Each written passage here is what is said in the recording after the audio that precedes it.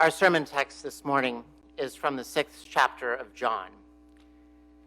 And the reason that I shared the story of the feeding of the 5,000 and the time for the child this morning is that today's gospel reading takes place right after that feeding. And that's important to remember. When Jesus says, "I am the bread of life," he is not taunting a hungry crowd, saying, "I know how to get bread and you don't." He is talking to a crowd that has had an opportunity to eat. They are well fed. And then he's about to give them a sermon. And to me, it doesn't seem like the best time. In the modern church, we usually have potluck meals after worship. Can you imagine having a big potluck meal right before worship?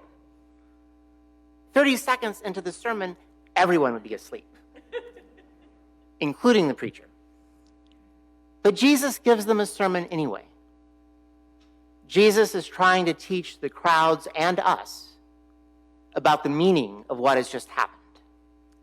So let's listen. This is John chapter 6, verses 35 to 40. Jesus said to them, "I am the bread of life.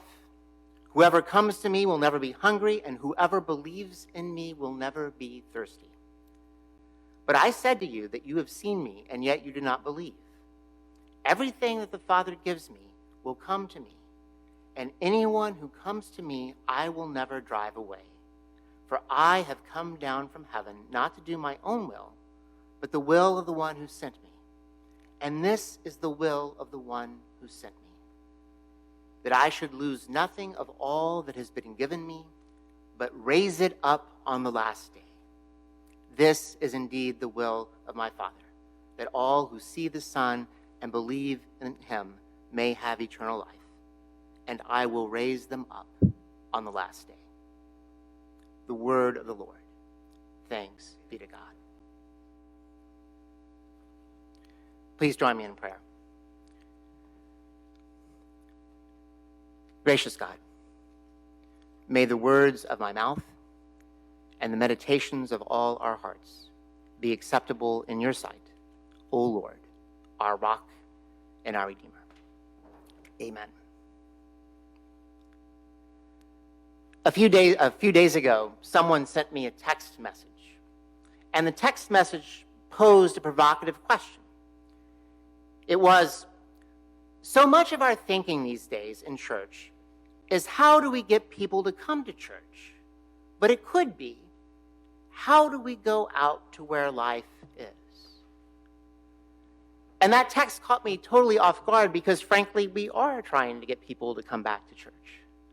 We are relieved that the COVID numbers are finally going down, and we hope to increase our in-person participation and our fellowship so that we can see one another eye to eye and not just on comments on a computer screen.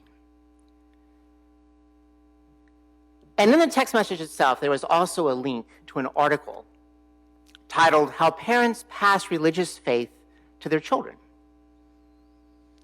And the text also included some quotes from the article about how religious language is not mainstream America's first language. And if children only hear that language 1 or 2 hours a week, they never become fluent enough to feel comfortable speaking that language as adults. The article goes further. The dominant language of our culture is individualism. It's competition. It's consumerism. It's not the Christian gospel. There's a lot to digest here and a lot for us to discuss. But another reason why this conversation struck me was that I believe that when Jesus is talking about himself as the bread of life, he is giving us a way to talk about our faith. And to do so in such a way that is a powerful counter-narrative to the dominant language of our culture, the individualism, the competition, the consumerism. In the gospel, Jesus says, "I am the bread of life," and metaphors are always multi-layered, and in the Gospel of John, they have even more layers than you might expect. But one of the many meanings of that is that when Jesus is saying, I am the bread of life, he is reminding all of the people who have just feasted on fish and barley loaves that the Jesus they can encounter, that in Jesus they encounter the same God who provided manna for the people of God when they were wandering in the wilderness. And somehow that God continues to provide for us now and always.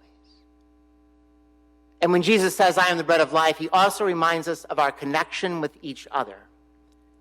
And I remember a quote by Nikolai Berdyaev that bread for myself is a material question. Bread for my neighbor is a spiritual one. If it's for myself, it's a material question. It's a matter of supply chain, how to have enough to buy what we need. But when it becomes a matter of bread for the neighbor, it's something deeper. How can we set apart a part of ourselves to share with others, to also invite them to be a part of a bigger fellowship?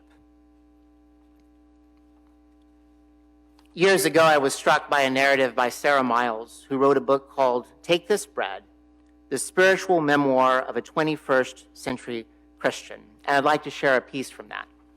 She writes, one early cloudy morning when I was 46, I walked into a church, ate a piece of bread, took a sip of wine, a routine Sunday activity for tens of millions of Americans, except that up until that moment, I had led a thoroughly secular life. At best, indifferent to religion, more often appalled by its fundamentalistic crusades. This was my first communion. It changed everything. The mysterious sacrament turned out to be not a symbolic wafer at all, but actual food. Indeed, the bread of life. I took communion, I passed the bread to others, and then I kept going. And indeed, she did. She kept going to that very church, St. Gregory's in San Francisco, and distributed groceries to hungry people. On Sunday, the people would gather around the altar to eat the bread and share the cup. And during the week, Sarah and her friends would pass out food from the same altar where she first tasted the bread. Within a few years, she and the people who had received food started nearly a dozen food pantries in the poorest parts of the city. And was it really that moment of tasting the bread that changed her after all those years disdaining church? There was something about the physical reality of eating that made a difference. Sarah Miles describes her conversion this way. I discovered a religion rooted in the most ordinary yet subversive practice, a dinner table where everyone is welcome. And so I became a Christian, claiming a faith that many of my fellow believers want to exclude me from, and also following a God that my unbelieving friends see as archaic superstition. We forget how radical many of these stories really are. That Jesus invites us to come to the table, whether we are deserving or not, whether we are even believing or trusting or not, because even when Jesus says, those who believe in me, those who trust in me, those are ongoing verbs. It doesn't mean that you believed once and you're absolutely sure and you never, never, never have a moment of doubt. It means that you are on a journey of faith and learning what it means to trust, even when life gets very hard. Will this bread and will this cup sustain me when life is very, very hard? And I think that's at the heart of what we are invited to do when we talk about our faith, or when parents talk to their own children about faith. To be very, very real about the struggles we have and why Jesus' values justice, justice seeking, radical welcome, sharing of resources are values that are meant to last, values that sustain us. And it's better to talk about it in this way and not to try to use abstract theological language. I'm reminded of a cartoon in which a mother is speaking to her 8-year-old son in response to something he must have said to her. And she says in the cartoon bubble, "No, sweetheart, Jesus rose from the dead, but he's not a zombie. And drinking his blood every Sunday doesn't make us vampires. Let's go get ice cream." In other words, let's change the subject. And so when we remember that Jesus said, "I am the bread of life," it doesn't have to be about the sacrament. It can be. It's one of the many multi-layers in a multi-layered metaphor. But I think one thing it means is that when Jesus says he is the bread of life, we can ask ourselves, what does it mean to take in Jesus every day? What does it mean to ingest Jesus, that Jesus is a part of everything that I do in a week? I remember well my grandmother's table in Abilene, Texas. She had a kitchen that had a rather small refrigerator, a small stove and oven, no microwave, no dishwasher, and yet she would prepare a feast for dozens of people. Every Sunday, her church, her local Church of Christ, would have a potluck meal after worship. And every Sunday, she prepared something for that potluck meal, put it in the oven, and timed it just so that she could leave the worship service, go back, pick it up, and then bring the casserole back to the church hall for the church supper. And on that table was one of those little plastic containers that you may have seen back in the 60s or 70s, Bread of Life. And you take a little card, and on it is a Bible verse. And the thing that struck me the most about my grandmother and her faith is that it was thoroughly integrated. It was not one thing on Sunday morning and then something else the rest of the week. Her values were formed entirely by that. And her values weren't perfect. She had a very exclusive view of the gospel. When my other grandmother died, she told me that she would not go to heaven because she hadn't been a member of the Church of Christ. And I was 10 years old.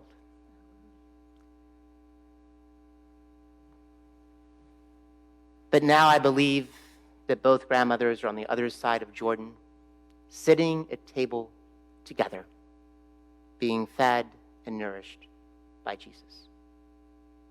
This inclusive vision of Jesus is something that animates me, something that I am passionate about, and something that gives me hope. And these are the kinds of things that we can talk about with our children, with each other. We can talk about what is sustaining. We can talk about the hard questions of where is God when there doesn't seem to be any evidence that God is showing up at all. I don't know if you've seen the movie Don't Look Up or not, and I don't want to give away too much of the plot. But a comet is about to strike the Earth and to be an extinction event that was worse than the asteroid that wiped out the dinosaurs. And in the end, many of the characters are gathered around a table. There's nothing to do. The President of the United States and some industrial leaders have all escaped on a spaceship on a 20,000-year journey of hibernation to find a new planet. But one of the characters actually declined an invitation to join him on that ship and instead chose to be at table with family, with friends, with old friends, with neighbors. They shared bread. They shared stories. And then one of the characters, a teenager who, by all appearances, you might think would have nothing to do with church, but assumptions are always wrong. He too had been on his own journey and perhaps rejected the fundamentalist faith of his parents. But he led this most beautiful prayer for the whole table about God's presence, even then, as a comet was hurtling toward the earth. And it's the kind of prayer that can sustain us. In a recent sermon, Nadia Bolz-Weber talked about how she and so many people she knows are utterly exhausted by the pandemic. And she says that a coffee mug slogan kind of faith isn't going to cut it anymore. And she didn't say this exactly because her sermon was based on a different text. But what is needed is not coffee mug slogans or empty calories, but nourishing and sustaining bread. And one of the things that encourages me is something that Jesus said at the end of this passage about how he will raise them up. And in John, this really is a cosmic vision. In John chapter 12, Jesus says, "And if I am lifted up, I will draw all people, all things, all creation to me." And I do my best to view life through a resurrection lens.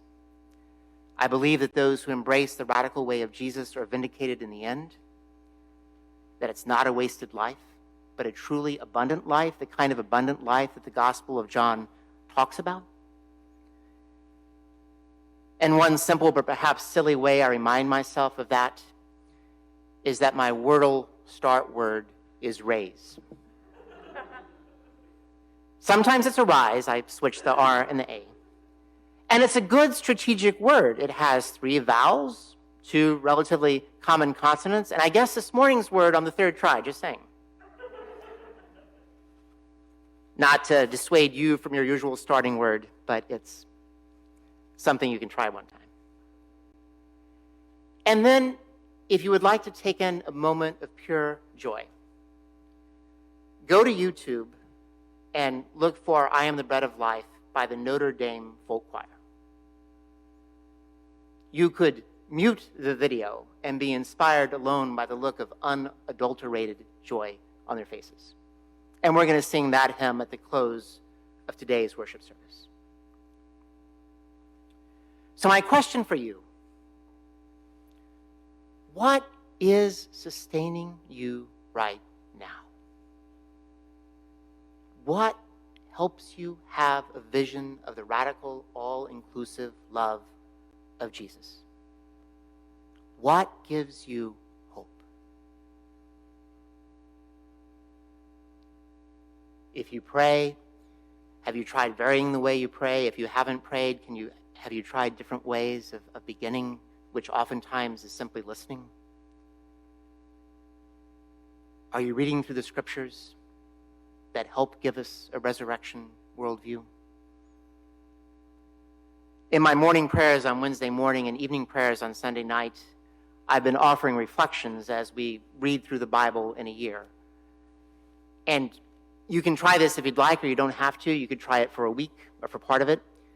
Or you may prefer Lectio Divina, beginning somewhere and reading until something captivates your imagination, and you pray and meditate on that. But somehow we have to eat. We have to find a way of taking Jesus in more completely and more deeply. What will be your bread this week?